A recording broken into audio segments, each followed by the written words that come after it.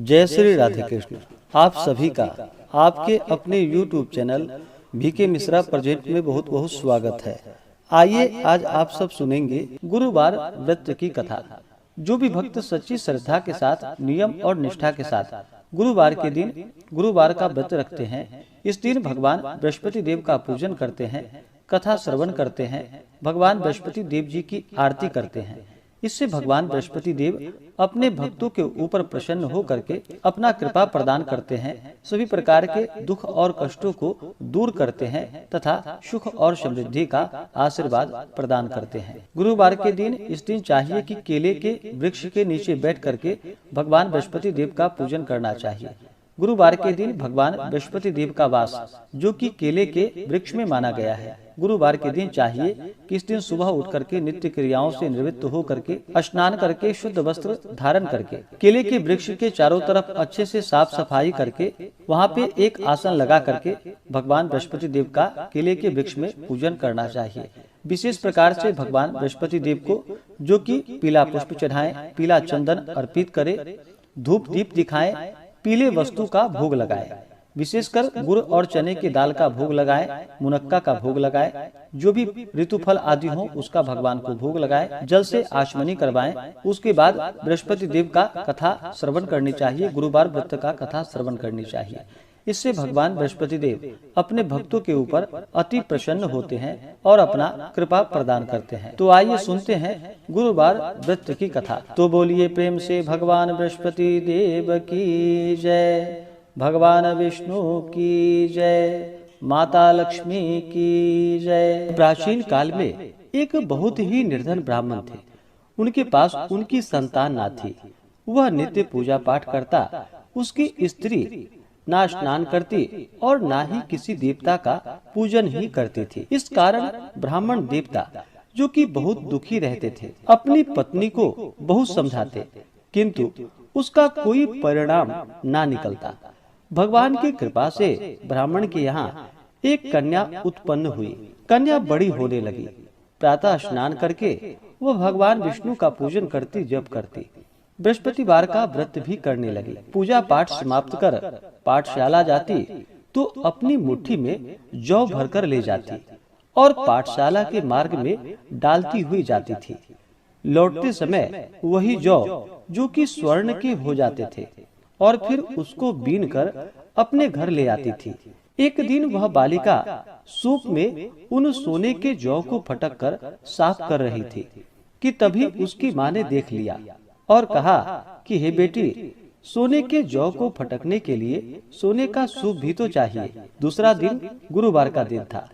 कन्या ने व्रत रखा और भगवान बृहस्पति देव से सोने का सूप देने की उनसे प्रार्थना करने लगी और कहा कि हे प्रभु, यदि सच्चे मन से मैंने आपकी पूजा की हो तो मुझे सोने का सूप दे दो।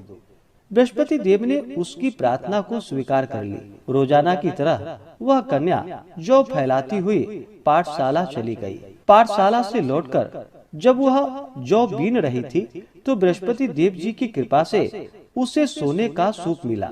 उसे वह अपने घर ले आई और उससे जौ को फटक कर साफ करने लगी, परंतु उसकी माँ का फिर से वही उसका रंग और ढंग रहा। एक दिन की बात है, कन्या सोने के सूप में जब जौ को साफ कर रही थी, उस समय उस नगर का राजकुमार वहां से निकल रहा था। कन्या के रूप और कार्य को देखकर वह उस पर मोहित हो गया। राजमहल आकर वह भोजन तथा जल का त्याग करके उदास होकर लेट गया। राजा को जब राजकुमार द्वारा अन्न और जल त्यागने का समाचार प्राप्त हुआ तो अपने मंत्रियों के साथ वह अपने पुत्र के पास गया और पूछा कि हे बेटा, तुम्हें किसी बात का कोई कष्ट है क्या? किसी ने तुम्हारा अपमान किया है अथवा कोई और कारण है? मुझे बतलाओ, वही कार्य मैं करूंगा जिससे तुम्हें प्रसन्नता की प्राप्ति हो सके। अपने पिता की बातें सुनकर राजकुमार बोला कि हे पिताजी, मुझे किसी बात का कोई दुख नहीं, कोई कष्ट नहीं। किसी ने मेरा अपमान भी नहीं किया है, परंतु मैं उस लड़की के साथ विवाह करना चाहता हूँ जो सोने के सूप में जौ को साफ कर रही थी। राजकुमार ने राजा को उस लड़की के घर का पता भी बतला दिया। मंत्री राजा के कहने पर उस लड़की के घर गया।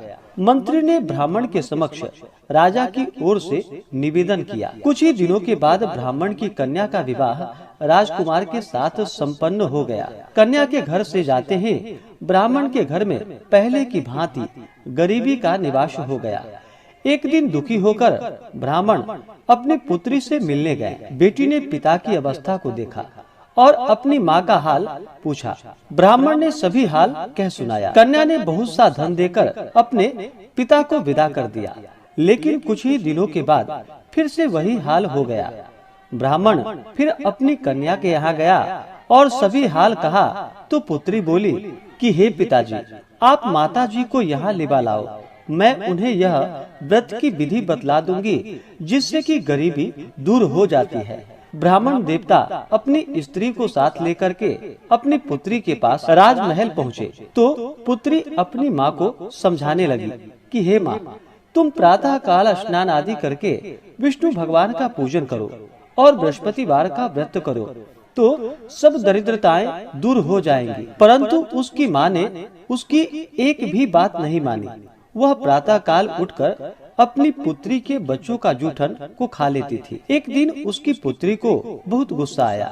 उसने अपनी माँ को एक कोठरी में बंद कर दिया और प्रातः उसे स्नान आदि करा करके उससे पूजा पाठ करवाया तो उसकी माँ की बुद्धि ठीक हो गई। इसके बाद वह नियम से पूजा पाठ करने लगी और प्रत्येक बृहस्पतिवार को व्रत भी करने लगी। और फिर इस व्रत के प्रभाव से मृत्यु के बाद वह स्वर्ग को गई।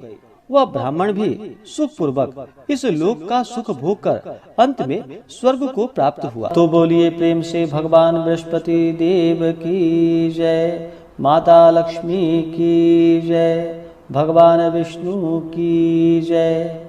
इसी प्रकार से जो भी भक्त सच्ची श्रद्धा के साथ, नियम और निष्ठा के साथ गुरुवार का व्रत करते हैं, भगवान बृहस्पति देव का पूजन करते हैं, कथा श्रवण करते हैं, भगवान की आरती करते हैं, इससे भगवान बृहस्पति देव अपने भक्तों के सभी प्रकार के दुख और कष्टों को दूर कर देते हैं तथा सुख और समृद्धि का आशीर्वाद प्रदान करते हैं। तो बोलिए प्रेम से भगवान बृहस्पति देव की जय, भगवान विष्णु की जय, माता लक्ष्मी की जय। इसी प्रकार से जो भी भक्त सच्ची श्रद्धा के साथ, नियम और निष्ठा के साथ गुरुवार का व्रत करते हैं, इस दिन भगवान बृहस्पति देव का पूजन करते हैं, कथा श्रवण करते हैं, भगवान की आरती करते हैं, इससे भगवान बृहस्पति देव अति प्रसन्न होते हैं। गुरुवार के दिन जो भी व्रत को धारण करते हैं उन्हें कुछ बातों का ध्यान रखना चाहिए। गुरुवार के दिन जो कि बाल, दाढ़ी, नाखून आदि नहीं काटनी चाहिए। इस दिन धर्म का आचरण करते हुए रहना चाहिए, शुद्ध और सात्विकता का पालन करना चाहिए, तामसिक वस्तुओं का प्रयोग बिल्कुल भी नहीं करना चाहिए, नशीले पदार्थों का सेवन नहीं करना चाहिए। इस दिन साबुन, सर्फ आदि का भी प्रयोग नहीं करना चाहिए और पूर्ण श्रद्धा भक्ति भाव के साथ भगवान का पूजन करना चाहिए। इससे भगवान बृहस्पति देव अति प्रसन्न होते हैं। तो आशा करता हूँ कि यह जानकारी आपको अच्छा लगा हो। ऐसे ही ज्ञानवर्धक जानकारियाँ प्राप्त करने के लिए हमारे इस चैनल पे अगर आप नए हैं तो चैनल को लाल बटन दबा करके सब्सक्राइब करें, साथ में बेल आइकन घंटी को दबाएं ताकि मेरे वीडियो का नोटिफिकेशन आपको समय से मिलता रहे। वीडियो को लाइक करें, शेयर करें, सुखी रहें और स्वस्थ रहें। जय श्री राधे कृष्ण। धन्यवाद।